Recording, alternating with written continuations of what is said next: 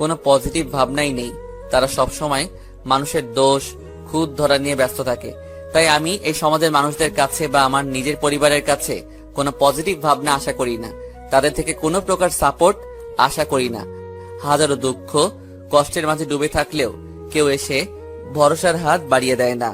কেউ দূর থেকে এনজয় করে, কেউ কাছ থেকে এনজয় করে। কখনো কখনো নিজের রক্তের সম্পর্কের মানুষরাও চোখে আঙ্গুল দিয়ে দেখিয়ে দেয়, you are finished, your existence is over. নিজের আপন লোকরা হয়ে ওঠে পর, স্বার্থপর, বেঈমান। আর কখনো কখনো পর হয়ে ওঠে আপন। যাকে চিনতাম না জানতাম না সেও হয়ে ওঠে অনেকটা কাছের। হুট করে জীবনে চলে এসে জীবনটা করে তোলে রঙিন। কি অদ্ভুত তাই না? যাদের সাথে রক্তের সম্পর্ক ছিল তারাই জীবনটা নরকে পরিণত করে দিয়েছিল। আর যার সাথে কোনো সম্পর্কই নেই সেই হঠাৎ করে এসে জীবনটাকে নতুন করে উপভোগ করতে শিখিয়ে দিল। সুখ চিরস্থায়ী নয়, কিন্তু আমার এই অল্প সময়ের সুখটাই যেন আমাকে সারা জীবনের কষ্ট ভুলিয়ে দিয়েছে। সবসময় সমানে সমানে সুন্দর সম্পর্ক গড়ে ওঠে না।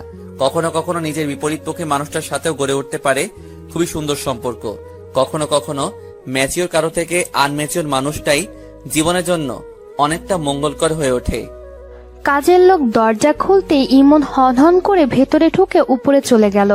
মুস্কান রান্নাঘর থেকে ইমনকে দেখে খুশিতে আটখানা হয়ে তাড়াতাড়ি খাবার বেড়ে ডাইনিং টেবিলে রাখতে লাগলো।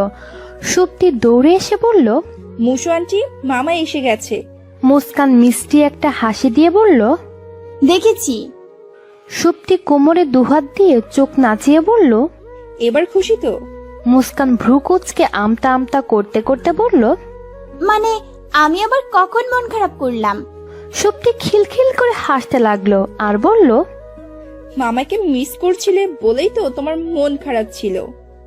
মুস্কানের বুকের ভেতর কেমন করে উঠল। সুপ্তির দিকে বিস্ময় চোখে চেয়ে বলল, আমি মিস করছিলাম? সুপ্তি ঘাড় ঘুরিয়ে ঘুরিয়ে বলল, হ্যাঁ তো, মাম্মাম যখন পাপাকে মিস করে তখন তো তোমার মতোই মন খারাপ করে। মাম্মাম তো বললো তুমিও মিস করছো মামাইকে। সুপ্তির কথা শুনে মুস্কান হকচকিয়ে গেল। লজ্জায় নাকের আগা লাল হয়ে গেল তার। বুকের ভিতর ঢিপ ঢিপ করতে শুরু করলো। এক ঠোক চিপে একটু নিচু হয়ে সুপ্তির মুখোমুখি হয়ে বলল, তোমার পাপা কোথায়? মুহূর্তে সুপ্তির মুখটা মলিন হয়ে গেল। মুখটা ভার করে বলল, আমার পাপা অনেক দূরে আছে জানো। আমি আমার পাপাকে এখন পর্যন্ত দেখিনি। যখনই দেখতে চাই তখনই মাম্মা পাপার এত এত ভিডিও ছবি বের করে দেখায়। পাপা নাকি অনেক দূরে আছে। হাত উঁচু করে আমি যখন ইয়া বড় হব পাপা তখনই আসবে। জানো, পাপার উপর আমার ভীষণ অভিমান। আমার স্কুলে সবারই পাপা আছে। ছুটির পর সবার মাম্মার সাথে সবার পাপাও যায় মাঝে মাঝে। আর আমার পাপা এখন অবধি যায়নি, আমার সামনেই আসেনি। বলেই মাথাটা নিচু করে ফেলল। মুস্কানের বড্ড মায়া হলো। ইস, কখনো তো ওর বাবার ব্যাপারে শোনাই হয়নি। আহারে, মেয়েটার কত কষ্ট পায়। কিন্তু ওর বাবা কোথায়? শাওরির ডাকে সুপ্তি বলল, মাম্মা ডাকছে, যাই, পরে আমরা গল্প করব, ওকে? মুস্কান সুপ্তির দুগাল টেনে বলল, ওকে। ইমন নিচে আসতেই মুস্কান সব খাবার সামনে দিল। ইমন খেতে খেতে মুস্কানকে কয়েকবার দেখলো। মুস্কান চুপ করে দাঁড়িয়ে আছে, একদম রেডি হয়ে। যখন যা লাগবে অমনি সামনে দেবে। ইমন নিজের মতো খেয়ে উঠে গেল। মুস্কান যাওয়ার পানে চেয়ে তৃপ্তির এক হাসি দিল। বুকটা তার ভালো লাগার ভরে গেল। স্বস্তির একটা নিঃশ্বাস নিয়ে সব গুছিয়ে নিজের জন্য ভাত বেড়ে খেতে শুরু করলো। ইমন সিঁড়ি দিয়ে বেয়ে উপরে যেয়ে নিচের দিকে তাকিয়ে মুস্কানের কাজগুলো দেখে বাঁকা হেসে রুমে চলে গেল। সুপ্তির প্রচন্ড জ্বর এসেছে, তাই শাওরি একদিনের ছুটি নিয়েছে তার এবং সুপ্তির স্কুল থেকে। মেয়েটা বারবার বায়না করছে, মাম্মা পাপার কাছে যাব। মাম্মাম, আমার পাপা কোথায়? শাওরির চোখ দিয়ে অনবরত পানি ঝরছে। কি বুঝ দিবে এইটুকুন মেয়েটাকে? এতগুলো বছর ধরে তো মিথ্যে আশা দিয়ে এসেছে। আর কত মিথ্যে বলবে সে? সুপ্তি যে আস্তে আস্তে বড় হচ্ছে, মেয়েটাকে কিভাবে সত্যিটা বলবে? এই ছোট্ট মস্তিষ্কে এত বড় ধাক্কা কি করে সহ্য করবে? আপা, তাহলে আমি যাই, পরীক্ষা শেষ হলেই এসে পড়বো আমি। বলেই স্তব্ধ হয়ে দাঁড়িয়ে পড়ল। শায়রিও দাঁড়িয়ে নিজের চোখের পানি লুকাতে ব্যস্ত হয়ে গেল। মুস্কানের দিকে ঘুরে জোরপূর্বক হেসে বলল, আচ্ছা, সাবধানে যেও। মুস্কান মুখটা মলিন করে বলল, আপা তুমি কাঁদছো কেন? সায়রি বলল, আরে বোকা মেয়ে, কাঁদছি না, যাও তো, ভালোভাবে এক্সাম দিও কেমন। মুস্কান ভ্রু কুচকে চেয়ে রইল। শায়রি বেশ বুঝলো মেয়েটা এখন এটা নিয়ে চিন্তা করবে। মেয়েটা যেন খুব তাড়াতাড়ি সবাইকে ভীষণ আপন করে নিয়েছে, কারো কষ্টই মেয়েটা সহ্য করতে পারে না। শায়রি এগিয়ে এসে মুস্কানের দুগাল ধরে বলল, সুপ্তি জ্বর তো, ও অসুস্থ হলে আমার খুব কষ্ট হয়। ও যে আমার কলিজার টুকরা গো, ওর কিছু হলে আমি বাঁচতে পারবো না। ওর জন্যই তো দুনিয়াতে টিকে আছি আমি। ওর একটু ব্যথাও আমি সহ্য করতে পারি না। মুস্কান যেন কেঁদেই ফেলল। আপা চিন্তা করবেন না, সত্যি ঠিক হয়ে যাবে। আমি এসে ওর মাথায় জলপুট্টি দিয়ে দিব, দেখবেন সেরে যাবে। শায়রি মুস্কানের কপালে চুমু খেলো আর বলল, এবার যাও, দেরি হয়ে যাবে নয়তো। আচ্ছা। মুস্কান বসা থেকে বেরিয়ে একটা রিক্সা নিয়ে স্কুলের পথে চলল। রিক্সার পেছন পেছন চলল মিস্টার ইমন চৌধুরীর গাড়ি। মুস্কান স্কুলের ভিতরে ঢুকতে ইমন অফিসের পথে গাড়ি ঘোরালো। যেহেতু মুস্কান ক্লাস করে না, সেহেতু তেমন কোনো ফ্রেন্ড হয়নি, শুধু একটা মেয়ে ফ্রেন্ড হয়েছে, নাম শ্রাবণী। মেয়েটা হিন্দু, তবে খুব মিশুক। পরীক্ষা শেষে শ্রাবণী বলল, মুস্কান চলো আমরা ফুচকা খেতে যাই। ফুচকা খেয়ে একসাথে বাসায় যাব। মুস্কান ভাবলো ওর বাসা তো আমাদের বাসার কাছেই, তাহলে দুজন একসাথেই যাই, বেশ ভালো হবে। এছাড়া বাইরের জগতে তো তেমন আশাই হয় না, সবসময় বাসায় থাকা হয়। গ্রামেও কোথাও যেতে পারিনি, আম্মা শুধু কাজ করিয়েছে। গ্রামের ছেলেরা কেমন বদনজরে তাকিয়েছে। আব্বা আম্মা কেউ কোথাও যেতে দেয়নি, সারাদিন কাজে লেগে থাকতে হতো। আজকে না হয় একটু না হয় ঘুরেই যাব, বেশ ভালো হবে। শায়রি আপা সুন্দর মুখ গুন্ডা, বেশ ভালো মানুষ, কেউ কিছু বলবে না। অফিস থেকে তাড়াহুড়া করে বেরিয়ে ইমন স্কুলের দিকে চলল। স্কুলের একটু আগে আসতেই চোখে পড়ল মুস্কানের সাথে একটা মেয়ে একসাথে দাঁড়িয়ে ফুচকা খাচ্ছে। ইমন গাড়ি থামিয়ে গাড়ি থেকে নেমে দাঁড়ালো। রাস্তার অপোজিট পাশে মুস্কান আর শ্রাবণী ফুচকা খাচ্ছে। ইমন ভাবলো খাওয়া শেষ হোক তারপরে ডাকবো। গাড়িতে হেলান দিয়ে দাঁড়িয়ে সানগ্লাসটা খুললো। সামনের দিকে তাকিয়ে মুস্কানের ফুচকা খাওয়া সেই সাথে মৃদু হাসি, ধীর স্থিরভাবে কথা বলা দেখতে লাগলো। ডান হাতে ফুচকা মুখে দিয়ে বাম হাতে মুখ থেকে খাচ্ছে মুস্কান। বাম হাতে সাদা কাচের চুড়িগুলো স্পষ্ট দেখতে পেল। বুকের ভেতর কেমন একটা করে উঠল, মনে মনে হাসলো। কম বয়সী মেয়েদের অনুভূতিগুলো বড্ড অদ্ভুত, সেই সাথে এরা বড্ড পাগলি হয়। এদের মাঝে ম্যাচুরিটি আসেনি বললেই বোধহয় এরা এতটা প্রাণ খুলে ভালোবাসতে জানে, যাকে বলে অবুঝ ভালোবাসা। ইমন সানগ্লাসটা চোখে পড়ে বিড়বিড় করে বলল, সাদা রং পরি বলে একে কে বলল এই রং আমার পছন্দ? হয়তো সবসময় সাদা পরি, তাই বলে এটা আমার পছন্দের কালার কে বলল? নিজের মতো ভেবে নিয়ে বোকার মতো সাদা জামা কাপড়, সাদা চড়ি, আরো কিসব যেন কিনেছে, ধুর সেসবের নামও জানি না। চা স্টলে কয়েকটা ছেলে শ্রাবণী আর মুস্কানের দিকে কেমন দৃষ্টিতে চেয়ে রইল। একটা ছেলে জিহ্বা দিয়ে ঠোঁট ভিজিয়ে লোভাতুর দৃষ্টিতে তাকিয়ে রইল। ইমন একবার ছেলেগুলোকে আরেকবার মুস্কানকে দেখলো। মাথাটা তার কেমন করে উঠল, ওদেরটা যেন হুট করে মাথায় নাড়া দিল। বুকের ভেতর তীব্র ব্যথা অনুভব হলো, সেই সাথে একরাশ ঘৃণা এসে জমলো মনে। ফুচকা খাওয়া শেষে পানি খাচ্ছে মুস্কান। এমন সময় হুট করে ইমন মুস্কানের বাম হাত শক্ত করে চেপে ধরলো। মুস্কান ব্যথায় আহ করে পাশে তাকাতে ইমনকে দেখে চুপ হয়ে গেল। বুকটা তার ধক করে উঠল, কাপা গলায় বলল, আপনি? শ্রাবণী অবাক হয়ে চেয়ে রইল আর ভাবলো ইনি সে বদমেজাজি লোকটা না? আমার ভাইয়া তো এনার অফিসে জব করে, ও এর কি হয়? শ্রাবণী বলল, তুমি তোর কি হয়, বড় ভাই? মুস্কান কিছু বলতে যাবে, তার আগে ইমন হিড় করে টানতে টানতে গাড়ির কাছে নিয়ে গেল। শ্রাবণী কিছু বুঝলো না, রিক্সার জন্য দাঁড়িয়ে রইল আর ভাবলো পরে শুনে নেবে এই রাগী লোকটা ওর কি হয়। চুড়িগুলো ভেঙে রাস্তায় পড়ে আছে। ব্যথায় অসহ্য হয়ে যাচ্ছে মুস্কান, হাত বেয়ে রক্ত পড়ছে। ইমনের ভয়ে সেই হাত লুকিয়ে রাখতে মুট করে কোলে হাত রেখে দিয়েছে। সারা স্কুল ড্রেসটা রক্তে লাল হয়ে গেছে। চোখের পানি আসলো, এক হাতে পানি মুছে কান্না লুকাতে চাইছে, আর চোখে ইমনের রাগে গম্ভীর মুখটা দেখে ভয়ে কুকিয়ে যাচ্ছে সে। আর বোঝার চেষ্টা করছে সে কি কোনো ভুল করেছে, কেন এত রেগে গেল তার উপর। ভয়টা ক্রমাগত বাড়তেই থাকলো। ভয়টা যখন মাত্রাতিরিক্ত বেড়ে গেল তখনই তার শরীরে কাঁপুনি ধরলো। এমন সামনের দিকে দৃষ্টি স্থির রেখে গাড়ি চালাচ্ছে। রাগের শরীর কাঁপতে শুরু করেছে তার।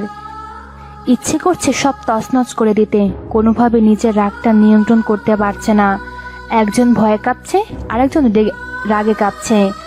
গাড়ির বাসার সামনে থামতে মুস্কান চমকে উঠল। ইমন গাড়ি থেকে নেমে দাঁতের দাঁত চেপে বলল, নামো। মুস্কান গাড়ি থেকে নেমে মাথা নিচু করে ভেতরে ঢুকলো। দৌড়ে নিজের রুমে গিয়ে হাত ধরে কাঁদতে শুরু করলো। কিছুক্ষণ পর কেউ আসছে বুঝতে পেরে কান্না চেপে রাখতে গিয়ে হেঁচকি উঠে গেল তার। এমন পুরো রুমে চোখ বুলিয়ে কাউকে দেখতে পেল না। নিঃশ্বাসের তীব্র শব্দ শুনে ডান পাশে নিচে তাকাতেই দেখতে পেল হাত চেপে বসে কাঁদছে। ইমন এক ধমক দিয়ে বলল, এখানে কি? ওঠো। মুস্কান কেঁপে উঠল, উঠে দাঁড়িয়ে মাথা নিচু করে ফেললো। ক্রমাগত হেঁচকি উঠছেই তার। ইমন বিছানার কাছে গিয়ে বসলো, হাতে তার ফার্স্ট এড বক্স। কড়া গলায় বলল, এখানে এসো, বসো। মুস্কান ভয়ে ভয়ে সেখানে গিয়ে বসলো। ইমন তার বাম হাতের সামনে ধরে বেশ ঘাবড়ে গেল। এতটা কেটে গেছে। রক্ত পরিষ্কার করে হাতে ব্যান্ডেজ করতে করতে ধমকের স্বরে বলল, নেক্সট কখনো রাস্তার ধারে দাঁড়িয়ে ফুচকা খাবে না। আর এসব কি পরো হাতে? এসব ফালতু চুরি নেক্সট টাইম যেন পড়তে না দেখি। Mind it. শেওরি মুস্কানের রুমে ঢুকতে ঢুকতে বলল, কিরে, কার কি হলো? মুস্কানের হাতের ব্যান্ডেজ দেখে বলল, কি হয়েছে? ইমন গম্ভীর মুখে দাঁড়ালো, শেওরিকে বলল, সুপ্তির জ্বর কমেছে? হ্যাঁ, কিন্তু মুস্কানের হাত কাটলো কিভাবে? শেওরি প্রশ্নের উত্তর না দিয়ে ইমন হনহন করে বেরিয়ে গেল। শেওরি ভ্রু কুঁচকে বলল, যা বাবা, এর আবার কি হলো? নাকের ডগায় আজ এত মেজাজ, কাহিনী কি? মুস্কানের দিকে চাইতে শেওরি দ্রুত মুস্কানের পাশে বসে বলল। কি হয়েছে? মুস্কান কাঁদতে কাঁদতে সব খুলে বলল। শেওরি বলল, থাক, আর কখনো রাস্তার ধারে ফুচকা খেও না। অবশ্যই এতে তোমার কোনো ক্ষতি বা ওর কোনো ক্ষতি হবে, তাই এভাবে রেগে নিষেধ করেছে। আর ব্যথা দিয়ে কেমন নিজেই যত্ন নিয়ে নিল। এত ভালোবাসা পাবে কোথায়? মুস্কানের কান্না থেমে গেল। শেওরির কথাটা কানে বারবার বাজতে লাগলো। এত ভালোবাসা পাবে কোথায়? শেওরি উঠনে দিয়ে মুস্কান বলল, আপা, ব্যান্ডেজ করে দিলে ভালোবাসা কমে যায়? শেওরি হেসে ফেললো আর বলল, আরে বোকা মেয়ে, ইমন কেমন জানো না? ও কি কারো সেবা করার মতো মানুষ? আর তোমার হাতে ব্যান্ডেজ তো আমাকে দিয়েও করাতে পারতো। নিজে এসে করে গেল, তাও আবার ইমন চৌধুরী, যার কিনা নিজের খাবার বেড়ে খাওয়ার কখনো সময় হয় না, সে তোমার হাতে ব্যান্ডেজ করতে এসেছে। ভাবা যায়? ইমনের রুমে কিছু একটা শব্দ শুনে দৌড়ে এলো শেওরি। আয়নার কাঁচ ভাঙা, হাত শক্ত মুঠ করে দাঁড়িয়ে আছে ইমন। টপ টপ করে রক্ত পড়ছে ফ্লোরে। শেওরি ছুটে এসে ইমনের হাত ধরে বলল, এসব কি, পাগল হয়ে গেছিস? কেন এটা করলি? কি হয়েছে? এটা কি? এত রাগ, এত জেদ, এত ভয়ঙ্কর রূপ এবার একটু বন্ধ করতে পারিস না? এমন কি হয়েছে যেমন করছিস? ইমন ধমকে বলল, কিচ্ছু হয়নি, আমাকে একা থাকতে দে, যা এখান থেকে। শেওরি বলল, ওকে যখন কষ্ট দিয়ে ব্যথা দিয়ে নিজেই ঠিক থাকতে পারিস না, তাহলে কেন ওকে ব্যথা দিলি? আর কেনই বা এভাবে নিজের রক্ত ছড়ালি? ইমন কঠোর চোখে তাকাতে শেওরি রুম ছেড়ে বেরিয়ে গেল। ইমন নিজের রাগটা নিয়ন্ত্রণে আনার চেষ্টা করতে লাগলো। রাতের খাবার নিয়ে মুস্কান ইমনের রুমে আসতে ইমন ল্যাপটপ থেকে চোখ সরিয়ে মুস্কানের দিকে চেয়ে রইল। মুস্কান ইমনের পাশে গিয়ে দাঁড়িয়ে নিচু স্বরে বলল, খেয়ে নিন। ইমন ল্যাপটপে চোখ রেখে বলল, খাবো না। মুস্কান বলল, অল্প করে এনেছি, খেয়ে নিন। ইমন চোখ গরম করে তাকালেও মুস্কান ভয়ে চোখ বন্ধ করে ফেললো। এক ঢোক গিলে বলল, আপনি চাইলে আমি খাইয়েও দিতে পারি। শায়রি আপা বলল আপনার হাত কেটে গেছে। ইমন ল্যাপটপটা অফ করে সোফায় রেখে দাঁড়ালো। মুস্কানের সামনে দাঁড়াতে মুস্কান ভয় এক ঢোক গেলে ইমনের দিকে তাকিয়ে আবার চোখ নামিয়ে ফেললো। ইমন বলল, মাথা কি খারাপ হয়ে গেছে? আমাকে তুমি খাইয়ে দিবে আর আমি তোমার হাতে খাবার খাবো? মুস্কান বলল, কেন? আমার হাতে রান্না খেতে পারলে আমার হাতে খাবার কেন খাওয়া যাবে না? ইমন হকচকিয়ে গেল মুস্কানের কথা শুনে। কে বলবে দুপুরে এই মেয়েকে সে শাসন করেছে? ইমন হালকা কেসে উঠল, বড় বড় করে চেয়ে বলল। বড্ড সাহস বেড়েছে তো। মুস্কান আমতা আমতা করে বলল, প্লিজ খেয়ে নিন। পেটে খিদা থাকলে ঘুম হবে না, আর ঘুম না হলে মাথায় শুধু রাগ আর রাগ থাকবে, আর রাগী মানুষকে একদম সিনেমার ভিলেনের মতো লাগে। সামনাসামনি তো আর বলতে পারে না আপনাকে ভিলেনের মতো লাগে রাগলে, তাই সবার কথাই বলল। ইমন বিস্ময়ের চোখে চেয়ে বলল। কি? মুস্কান দ্রুত ইমনের সামনে থেকে সরে খাবার নিয়ে বিছানায় বসলো। ইমন কিছু না বলে বিছানায় গিয়ে বসলো। মুস্কান ওর ছোট্ট হাত দিয়ে সুন্দর করে ভাত মেখে ইমনের সামনে ধরলো। ইমন অপলকভাবে চেয়ে রইল। এই মেয়েকে কি ভালো না বেশি পারা যায়? আজকে ওর জায়গায় অন্য কেউ থাকলে আমার আচরণের জন্য হয়তো আর আমার সামনে আসতো না, বা আমার উপর ভীষণ রেগে যেত। আর ও আমাকে যত্ন করে খাওয়াতে এসেছে, তাও নিজের হাতে মেখে। ইমনের বয়সটা যেন একদম কমে গেল। 5-6 বছরের বাচ্চার মতো চুপ করে শান্ত হয়ে খাবার খেতে লাগলো। মুস্কান যখন ইমনের মুখের সামনে খাবার তুলে দিচ্ছিল, তখন ইমনের বুকের ভেতর চিনচিন ব্যথা অনুভব হচ্ছিল। যখন থেকে সে বুঝতে শিখেছে, তখন থেকে আজ পর্যন্ত কেউ তাকে এভাবে আদর মেখে যত্ন নিয়ে খাইয়ে দেয়নি। দাদি চাইলেও ইমন নিজেই কখনো দাদির হাতে খায়নি। কেউ তাকে সেভাবে ভালোবাসা দেয়নি। আর না, সে চেয়েছে কারো ভালোবাসা পেতে। ভালোবাসাবিহীন জীবন তার, পাথরের মতো শক্ত মন তার। মুস্কান কি পারবে পাথরের বুকে ফুল ফোটাতে? নাকি অলরেডি ফুটিয়ে দিয়েছে? এইটুকুন মেয়ের এত ক্ষমতা? ডিসেম্বর মাসে এসে গেছে। শেওরি সত্যি দুজনের স্কুল ছুটি। শেওরি ছুটি পেয়ে ভাবলো এবার তার মায়ের কাছে বেশ কিছুদিন থাকতে যাবে। সুপ থেকে তার নানা নানি মামাদের সাথে সময় কাটাতে দেওয়া উচিত। ইমনকে গিয়ে বলি আমাদের সাথে মুস্কানকেও নিয়ে যাব, নয়তো একা একা বোরিং হয়ে যাবে মেয়েটা। ইমনকে জানাতে ইমন সোজা না করলো। শাওরি বলল, কেন, সমস্যা কি? ইমন কি করে বলবে মুস্কানকে ছাড়া এতদিন থাকতে পারবে না। মেয়েটাকে সারাদিন এক নজর না দেখলে কেমন পাগল পাগল লাগে তার। এই বয়সে এসে মনটা এত ছটফট করে তার, যা বড্ড বেমানান লাগে নিজের কাছেই। তবুও মনের বিরুদ্ধে সে যেতে পারবে না। ইমন বলল, আসলে দাদি ওকে দেখতে চেয়েছে, তাই ভেবেছি দাদিকে দেখাতে নিয়ে যাব। আর দাদি চাইছে বাড়ি গিয়ে থাকি, ছুটির যে কদিন আছে মুস্কানের, এ কটা দিন ওখানেই রাখবো।